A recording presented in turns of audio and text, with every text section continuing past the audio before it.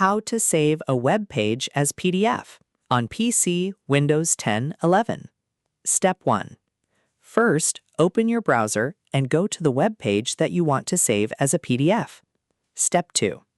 Now, press Ctrl+P on your keyboard to quickly open the print window.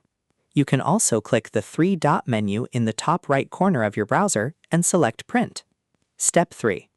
Once the print window opens, look for the Destination or Printer option. Click on it and select Save as PDF. Step 4.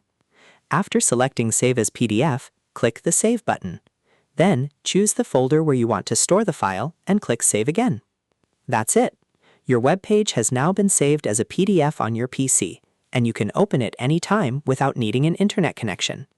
If you found this video helpful, don't forget to like the video, subscribe, and press the bell icon for more quick tech tutorials. Thanks for watching.